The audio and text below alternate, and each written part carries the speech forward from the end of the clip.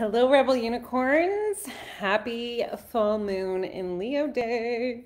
So excited for the full moon ritual tonight at 4 p.m. Pacific time, 7 p.m. Eastern time. This is a very, very potent moon, a very, very potent moon indeed. And it's interesting because I'd already chosen what I wanted to speak about today. And then I posted Virginia Rosenberg's moon report, and it was what I wanted to talk about today. And I was like, mind blown. That's what I mean. She's so bang on. She always gets my sun sign horoscope so accurately. And then I just read her post and she's like, I'm taking a break after 7 years from doing these moon descriptions. And I was like, okay, I get that. I get that.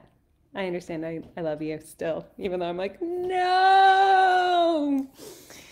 So what I wanted to talk about today is actually the most powerful, poignant thing that I can share. And it's so powerfully, deeply embedded in me right at this moment that it's just like all I want to talk about. And that is this collective consciousness versus the individualization that we have been structured to adhere to or to believe in or to, align ourselves with. And to give you an example of both. So individualization is this sense of separation from everybody else in order to achieve, to have, to be, to do, to exist, to sort out our issues, to, not burden anyone, not come across as too strong, too bold, to hide, to whatever it is. But that we are meant to go through life and experience it on our own, separate from everyone in all ways. And it can have a little range, as everything does, right? So as somebody who grew up around mental illness, I spent a lot of my time, I became really, really good at being independent. I didn't want to upset anyone, and I didn't want to rock the boat, and I didn't want to have any difficult conversations because I was afraid if I was deeply into a conversation with someone in my family, I could hurt them unintentionally. And so I became really great at solving my problems on my own. It was situational.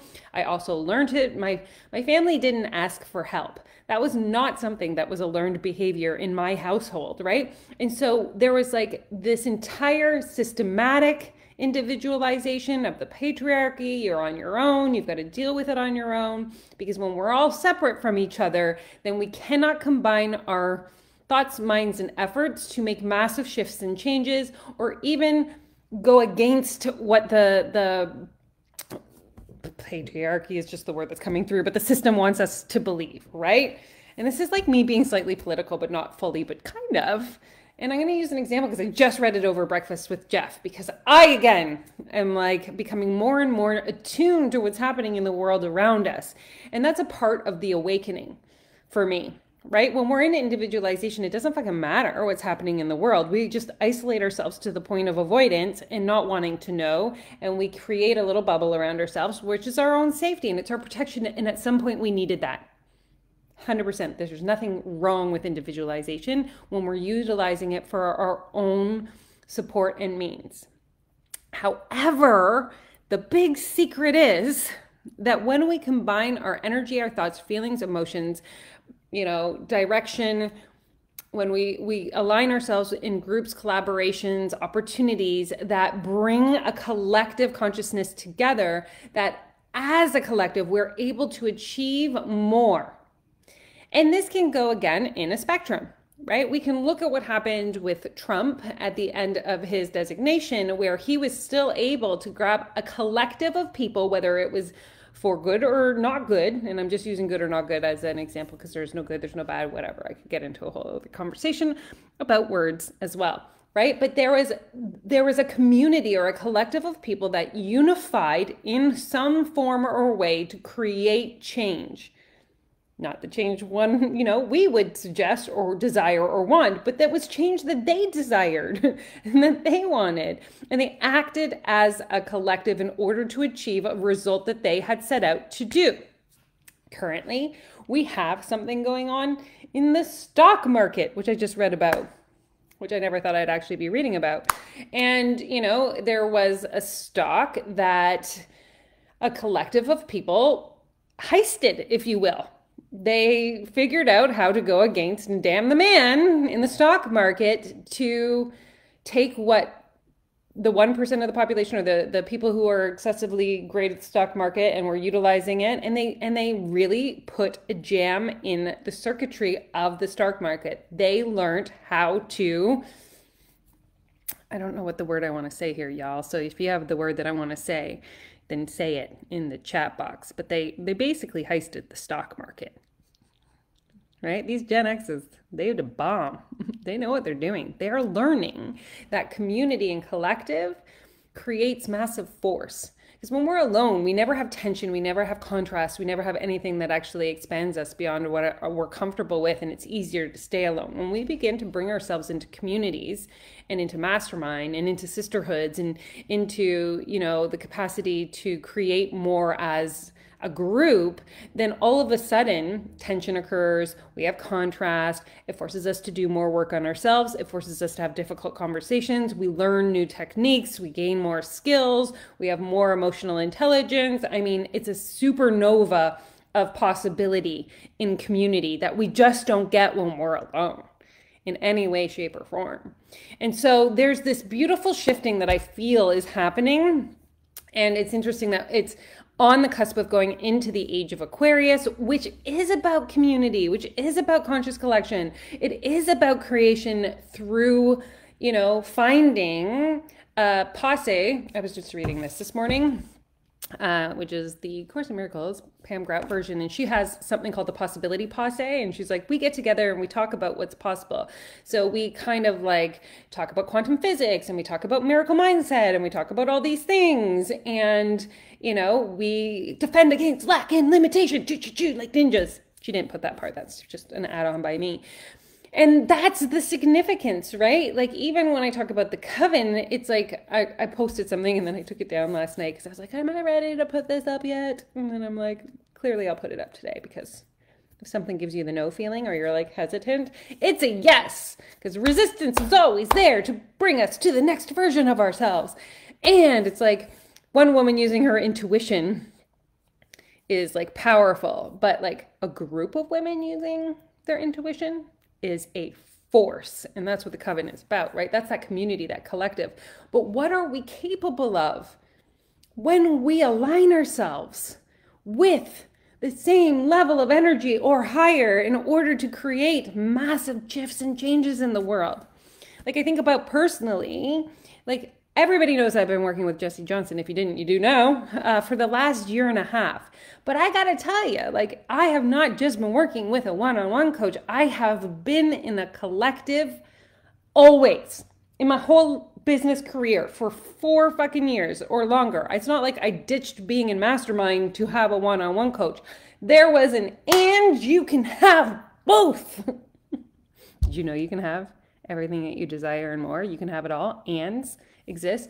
So I have never not been in a community. And I've got to tell you, last year was the most impactful year of my life in my community.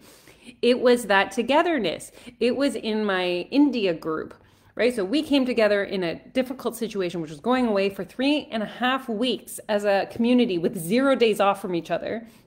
Talk about tension. Talk about like contrast, talk about like not pulling away, like I want to be by myself. Nope, no by yourself time. And so it forced me into these places. And then we like we worked through our shit together as a collective. Like, it was the deepest I've ever been in a community ever. And I was like, oh shit, man, this is where things get real. Like, when you're willing to be true and authentic with your feeling and your emotion with and towards other people, like, I'm feeling irritated by you. Like, because, and then honoring the feelings that you're having. Sidebar, same storyline, is if you have watched Fate the Winx collective over the weekend. I know a lot of people did. It was like the Netflix series of the weekend. It was 6 episodes. But one of the most profound things that I loved about this, outside of the magic and the fact that Musa was a mind fairy and was an empath, and I was like, Musa, I get you, was the fact that they put these 5 girls in a room together as like their little coven, as I'm going to call them. And they were all significantly different. They were all different kinds of fairies. They came from different walks of lives. They were like, whatever. And there was lots of tension. Some people pissed each other off. Some people, you know what I mean? But ultimately, that level of contrast, tension, and disagreement created stronger bonds, deeper relationships, more togetherness, you know? And I think that this is the place that we're heading into in 2021. Even though we've been forced to be alone in COVID, we have actually come together more in community than ever before. And going into the age of Aquarius now for the next 3 years, as Aquarius goes around Saturn or Saturn around Aquarius, I can't remember always the details. My brain has been like, I'm doing so much research for my book, the witchery and the coven, that I'm just like, nah, so much information. Like yesterday, it felt like I was just pouring information into my brain. My brain was going like, doo-doo, doo-doo, doo-doo, you know, those days. So small details elude me, but the actual messaging does not. So we are in this beautiful space. So this is the invitation. This is the invitation for all to be and play in. And where are you in the scale of individualization to conscious collection and community? Like, how do you feel when you're alone? How do you feel when you're in groups of people? And, you know, how do we merge the gap between what we've been taught, segregation, aloneness, isolation as a means to gain, because that's not true, but that's what we've been taught, to coming to this beautiful space of aligning ourselves, like almost like we've heard the quote, again, and it's eluding me, the rising boat lifts all boats. Something along that lines. I have somewhat song dyslexia and like dyslexia in a sense, and I'm actually being honest, you guys, I'm not making fun of dyslexia, is that I will never remember these kinds of details, no matter how much I try. I could read the same quote 4,000 times and I still won't remember its minuteness, so bear with me. But the rising tide lifts all boats! I got it! And so this is where we're heading, right? Like when we, and it's so impactful when we realize, and this is why Mastermind has been so significant for me, one energy moving in one direction, right? It goes so slowly, momentum wise. But when we have a bunch of energy moving in one direction, it's like significant, the force, because energy, it's all energy. And so when you think about like one energy moving with nothing behind it, yes, it will get to its destination, but it's going to get to its destination much slower versus when you have a group of energy moving towards one destination. It's just like, wow, holy shit, that moves a lot faster. And so that's the community conversation that I'm so excited to be having. I didn't really run Mastermind I took 1.5 years off that I was running Mastermind. But in this meantime, I was allowing myself to be in a container of Mastermind in new ways, like deeper ways, relationship ways. And now I get to like create this container of Mastermind again, which I'm like pumped about, because I think this is the answer to the world's problems personally. And I think that it's the secret nobody's wanted us to have, right? And I love you. And that's Answers with Avalon today. And let me know your thoughts about this, where you are in this spectrum. And I'll see you tonight for the Leo full moon. It's going to be so fucking powerful. I cannot wait to see you there.